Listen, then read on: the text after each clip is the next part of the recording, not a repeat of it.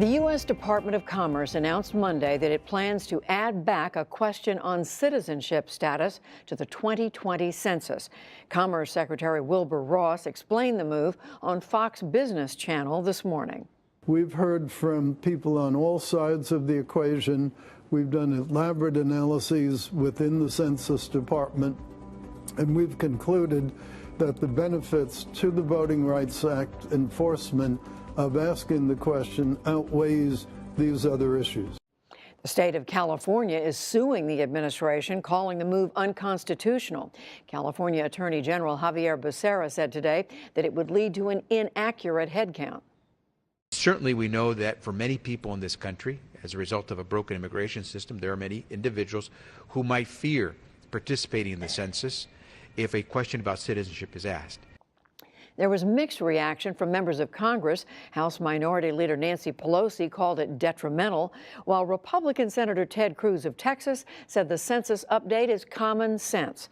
The Department of Justice originally requested the change, and in a statement to the NewsHour, the agency said that it, quote, looks forward to defending the reinstatement of the citizenship question, which will allow the department to protect the right to vote and ensure free and fair elections for all Americans.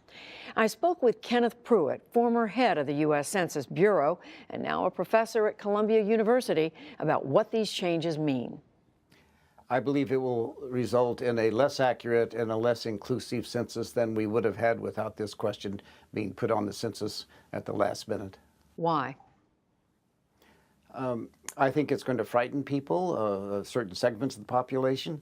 We're already dealing with a lack of trust in the government, and we're certainly dealing with an immigration crisis about how we're rounding people up and so forth.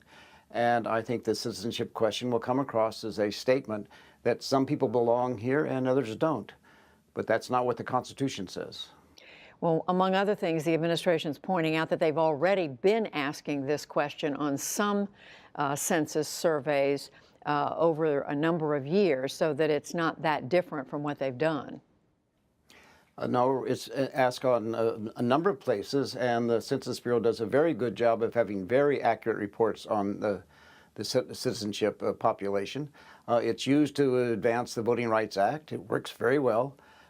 So this is extra, but it's extra in a highly visible way. Nothing is as visible as the decennial census. And I just think it will attract a lot of attention, and not all of that will be welcome attention. Do you know, can you tell us whether information gathered by the census can be used? Is it shared with the Department of Justice, for example?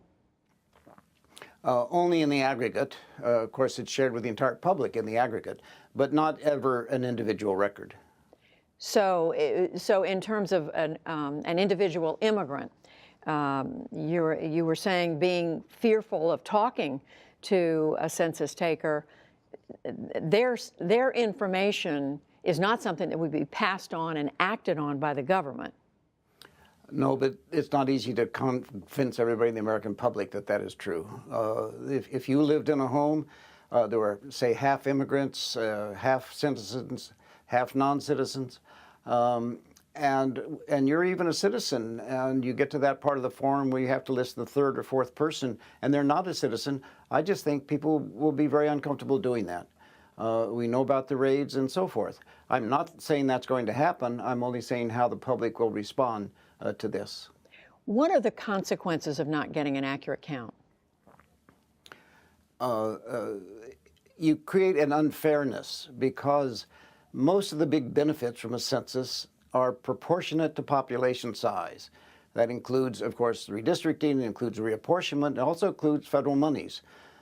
$6 trillion will be spent on formulas based upon the 2020 census over the next 10 years. And a state or a group that is less counted than another one is going to get less of its share of money, less of its share of political voice.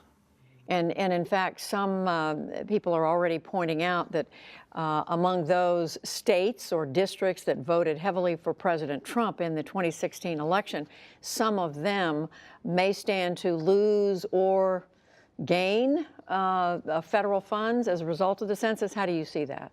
Veterans, school teachers, transportation officials, these are all programs that depend upon the census data. And a bad count means that they're going to suffer from the absence of having their full numbers represented in the census.